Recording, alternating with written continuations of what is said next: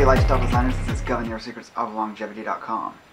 This has been a long time coming in the fact that I probably haven't done an all-encompassing video on the topic of diet in quite a while.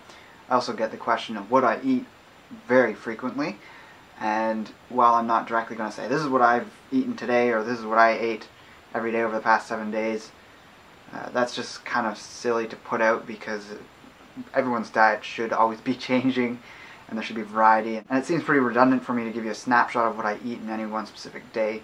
I may do one of those videos in the future again at some point, but this gives you a general idea of my opinion on optimal diets for people. But I'll also point out on this sort of gradient, because it's not a one diet fits all ideology that I follow, and you can kind of understand what I eat according to that. So unless you're completely new to my channel or you just haven't followed my videos on diet before, it is very important, in my opinion, to consume according to what works for you.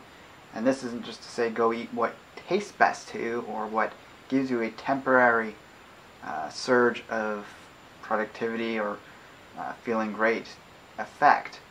It's what works over the long term, because this can also change over time. So it's what works for you, unique to your own biochemistry, for the most sustainable amount of time. So actually, before I ever really got into nutrition, one of the first books I ever purchased on health was a book called Metabolic Typing. And I heard about it through Dr. McCullough's newsletters. I was a subscriber with him back before he had 1 million subscribers. I remember him sending out that email about having just broken that 1 million subscriber mark, and that was around the time that I was really getting into nutrition. And the unique side of this book was that it talked about 3 different types. So it's this eat right for your type of perspective. And through taking that, I fell into the protein or higher fat category. So I'm really not going to be breaking things down into specifics of reductionism, saying you can get B12 this way or you can only get iron this way.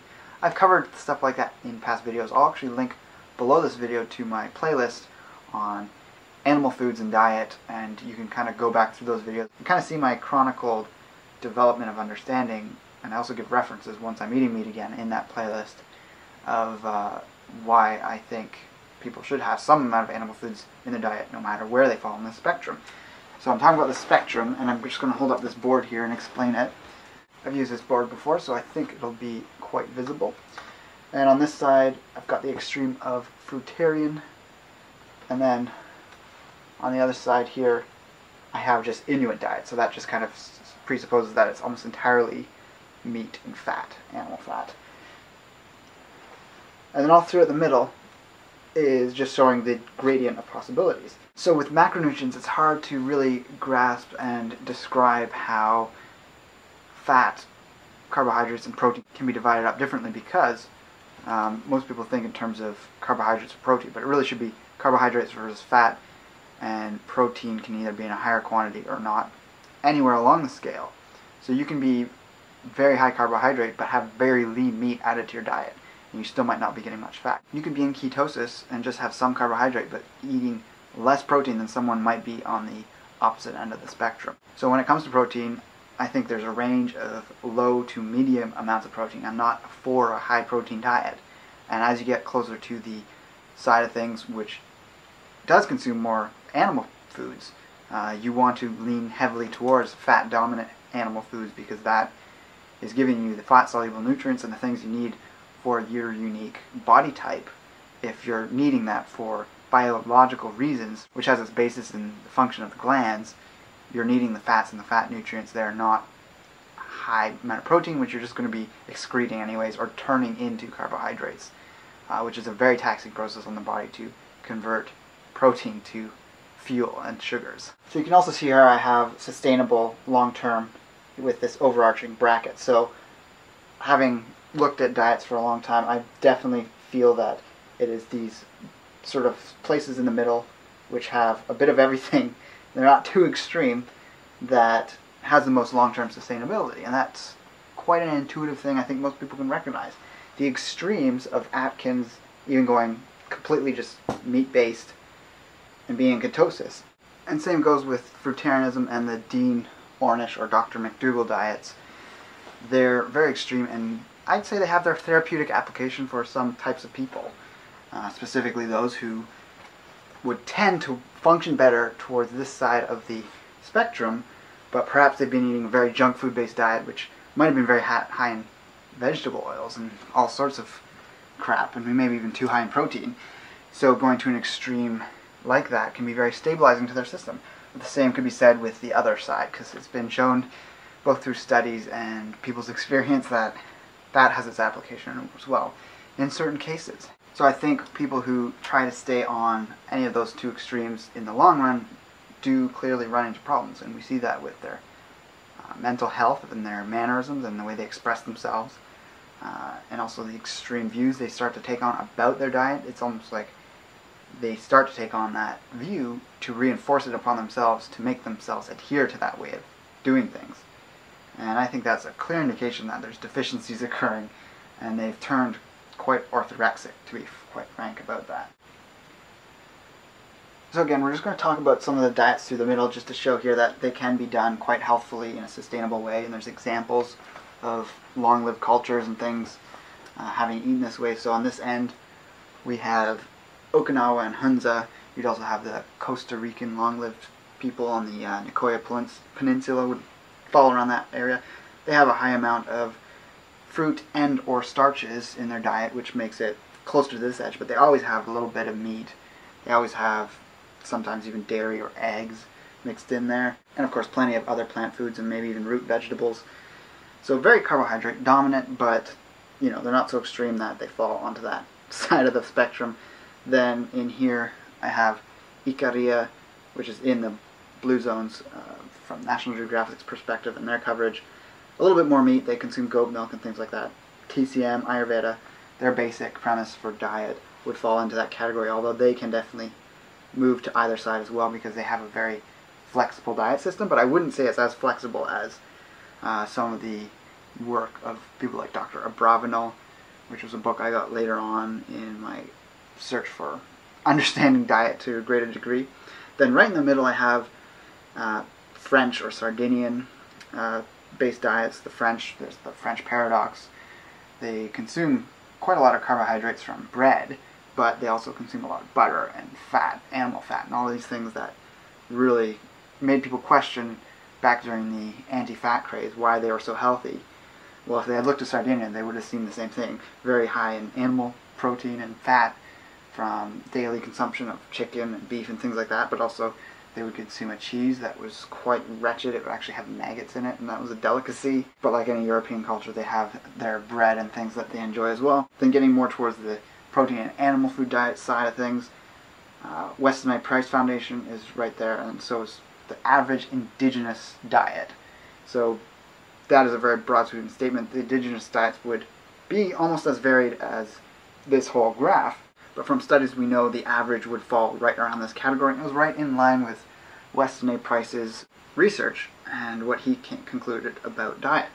Then we have sort of your typical paleo, maybe even call it paleo 2.0, would fall right on the edge of what I would see as sustainable long term.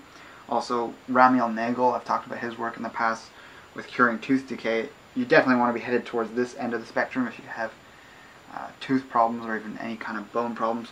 This type of an approach will be much better at repairing the damage that's been done from a lack of animal fat-based nutrients.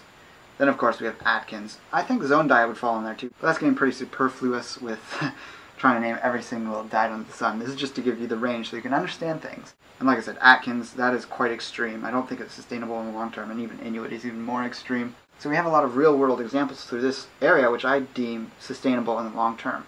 You will, of course, find singular examples of people on the extremes that have had success, but by no means use that as your barometer for success, because we have to look at larger groups for that. So a lot of this body typing tends to divide things up into three categories of more animal food dominant, higher protein, but also higher fat based diets that would fit over here as being what might work optimally for some people. It's not exactly 1/3 of the population, because it's based on genetics, based on glandular health and what's your dominant gland, so to speak. That's Dr. Abravanel's ideas. Then you get into blood typing and other things. There's less solid science behind those concepts, but there's an array of different disciplines that have looked into this 3 body type approach.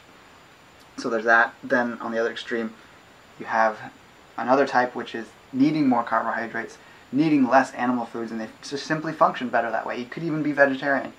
In my opinion, you want to have some eggs and or dairy products mixed in there to be getting the optimal amount of minimal animal-based nutrients that we would need.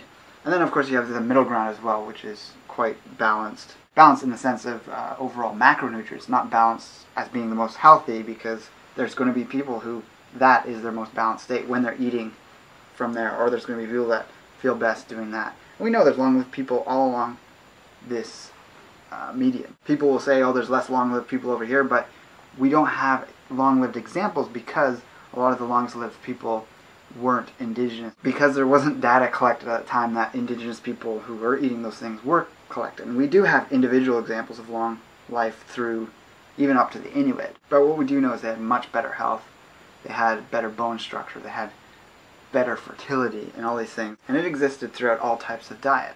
So personally, I'm not too strict on where I fall on that. I definitely fall on the side of higher animal foods, but it can be anywhere from, at times, even if I'm traveling more so, I'll be more the French Sardinia center, which I don't feel good on for a long term. I start to get even teeth aches if I eat grains, even fermented grains, for too long, or rice, or whatever it is, starch-based foods. I start to get tenderness on my teeth. So I need to stay animal foods dominant, otherwise I both feel that the barometers are my teeth in terms of where my health's headed, but also other signs with energy levels and grogginess, and that's what works for me. So most of the time I'm closer to WAP or even paleo. I even quite enjoy the feeling of being in ketosis. I'm not always in it, as I know, because I do consume carbohydrates, sometimes more regularly than at other times, and for some of us that's just the optimal thing. So then if you were to imagine that gradient as well, once again, to talk about other areas of diet that's more specific than just macronutrients, you have things like processed versus more natural. So I tend to think of it as domesticated foods versus wild foods. So 2 extremes. This isn't something where there's like a middle ground, like, oh, some people do work better over here. No, this is, you want to get as close as possible to this end of the spectrum. It's probably not in very many people's ideal lifestyle to go completely wild. That's totally understandable. But the more you move towards that side of things, and if you were to imagine completely domesticated would be like if you were eating McDonald's every day, or any kind of fast food, or any processed food, even if store-bought. You're preparing it at home, but you're not actually preparing food. You're not getting fresh food and making it. So then you get conventional produce and conventional meats. Definitely not organic, maybe even genetically modified, but if you're buying that and bringing it home, that's a step in the right direction if you're eating nothing but fast food and eating out all the time.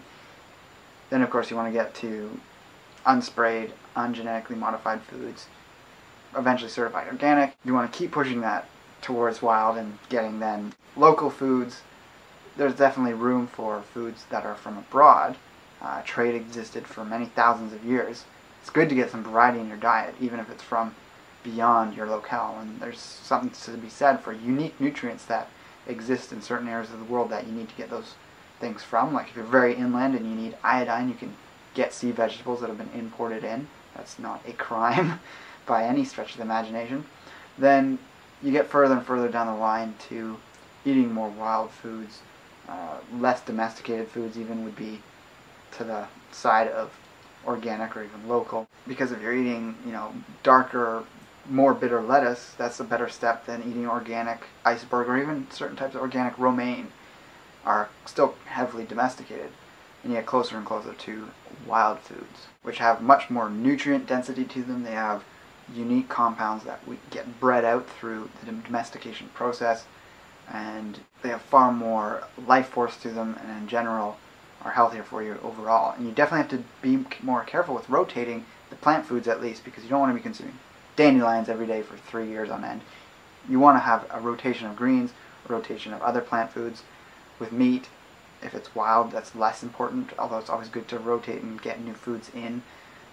There's just not the same concentration of plant poisons, which in small doses are excellent for our health, but too continuously, they can be problematic. The next thing that I want you to think of in terms of a gradient, just like with that chart, would be the concepts of raw versus cooked. But I want you to expand that definition to being raw versus hand processed. So instead of saying cooked food is healthier than raw, or raw food is healthier than cooked, we can look at it and say prepared food is healthier than food picked straight off the tree or off the ground. So this is yet another case of we want to move more towards preparing food ourselves in various ways. And so don't think in terms of raw or cooked, because blending would be the equivalent of cooking because you're breaking down cell walls, but you're retaining some nutrients of certain foods that are perfectly fine when raw if you've accessed the nutrients that are within the cells and the membranes of the plant that aren't as easily digested and broken down by our body if we eat them whole in their raw state. Then you have things like dehydration. That helps break open cell walls and allows us to access the nutrition. You have fermentation. When you ferment something, it's the same process as cooking. The cells break open, and yet you get to preserve some of the life force energy and some of the nutrients that might be broken down through the cooking process. Cooking is certainly an effective way of preparing foods, and there's definitely some foods that you want to cook. But then you also have to think of the different ways of cooking, because very high temperature cooking can be quite damaging and unnecessary in many cases. So it's all about breaking down and opening the cells up to allow your body to extract the nutrients in an effective way. And when people talk about raw food, they don't think about this being a factor, and they end up eating carrot sticks and big hunks of kale, when that kale could still be eaten raw, but if marinated in olive oil and salt, help extract those nutrients and break down cell walls so that when you do eat it raw, your body can break it down. Same thing goes with raw animal foods. They're often prepared in various ways to make them easier for the body to handle, whether it's adding a marinade, garlic or onions to help kill off any potential pathogens, or in the case of dairy, it's almost always fermented. When it comes to things like potatoes and root vegetables, you always want to have those cooked. There's really not any point in consuming them raw. But essentially, there's always a way to prepare a food, whether it's still technically raw or not, or cooked or not. But it's about accessing the nutrients that's best for our body. Sprouting could be another way. If you think about it, you're taking a seed, you're making it sprout.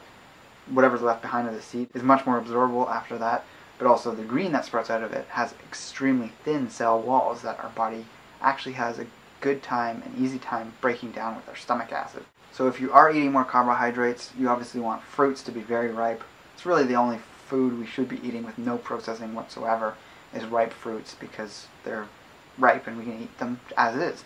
You don't need to blend them, you don't need to juice them, you don't need to dry them out or anything like that. The cell walls are already literally on the verge or already starting to burst and allow our body to take those nutrients in very easily. But if we work better on a higher carbohydrate regimen, we need to remember, if we're going more towards the starch-based foods, we want to be very particular about what it is we use. If we're going for rice and things like that, that can be great. Potatoes, those all need to be cooked, of course. But if you're going towards any other grain besides rice, it almost always should be fermented. This is a process talked about through Weston A. Price's work. Personally, I don't consume grains unless they've been fermented in the form of like sourdough bread. There's other things out there. If you make oatmeal, you can simply soak your oats overnight, then leave them soaking with a bit of apple cider vinegar in there. It gives a bit of good bacteria for them to begin fermenting, and you ferment them for about 24 hours. So this takes a lot of preparation and work to do if you want to have those in your diet. To some degree, sprouting deals with that as well. The best case is to actually do both. But you can buy sprouted grain bread, you can buy sourdough bread very easily, but if you want to get into the practice of making it, it takes some practice and forethought to work that into your diet. So in those cases, you might want to focus more on squashes, potatoes, yams, even rice, whether it's wild or brown or white rice. Most people don't realize this about brown rice. It actually binds to various nutrients in our body, minerals mostly, and carries them out. So that's quite similar to what grains do if they're unsprouted or unfermented. So we want to be careful with those. You might want to stick to just the white rice or the wild rice, or squashes and root vegetables and things like that if that's the case. Even fruit. But if you're very susceptible to problems associated with very short chain sugars, that might be problematic, and you do need to stick to the longer chain root vegetables and things like that. The last sort of gradient I want you to think about is having those extra bits in your diet. So what do I mean by that? I mean things that are more concentrated, that you don't eat a lot of but offer a lot of nutrition. So one thing I think everyone should have is a source of iodine in their diet, a large amount of it, whether it's through the supplement or seaweed. So if you think again of that gradient, on one side you have foods, then you have superfoods, then you have herbs, and then you have supplements. So what I think is optimal is obviously to have your basic diet and try and meet as many of your requirements as possible through your diet, but there's always going to be a place for superfoods, herbs, and supplements in your diet. Could be certain ones from any of those categories or only one category.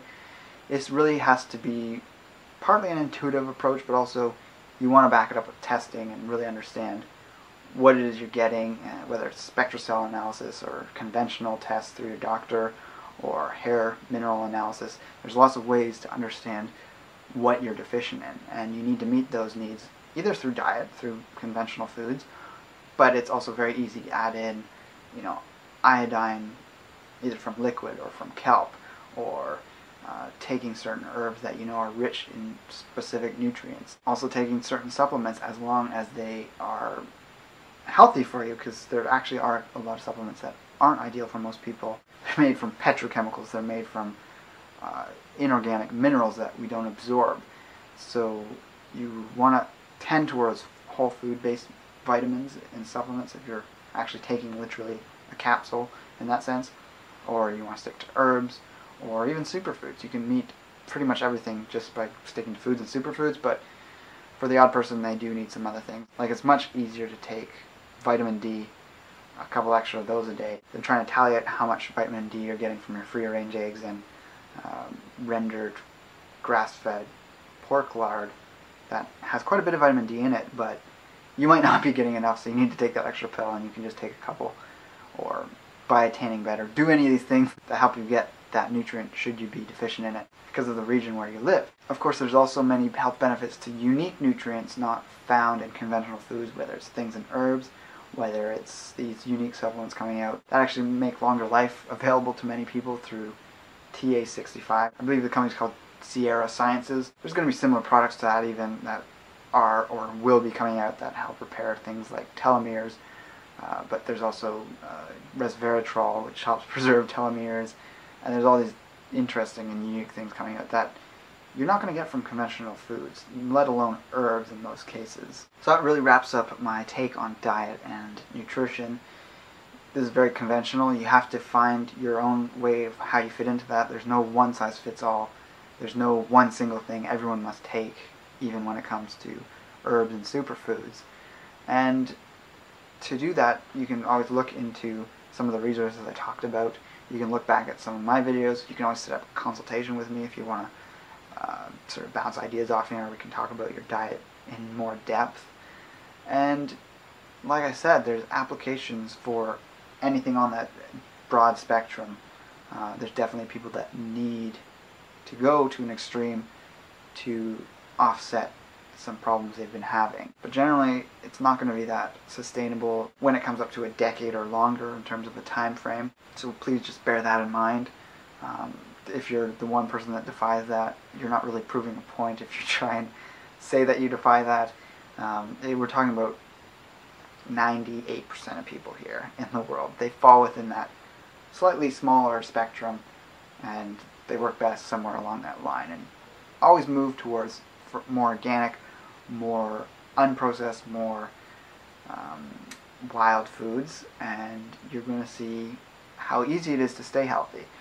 Once you are healthy, it's much easier to remain healthy by following these basic principles, as opposed to constantly switching things around and having all sorts of systems in your body go out of whack because you're constantly trying new things.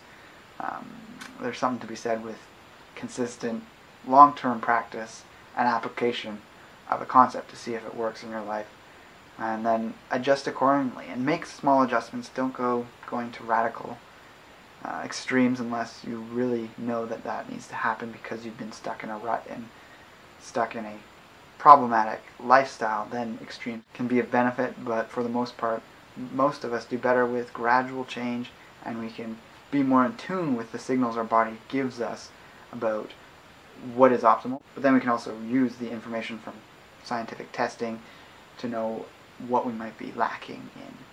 So let me know what you think about this video in the comments below. Like, favorite, and definitely share this video if you feel so inclined. And with that, I'll talk to you next time. Take care and embrace life without limits.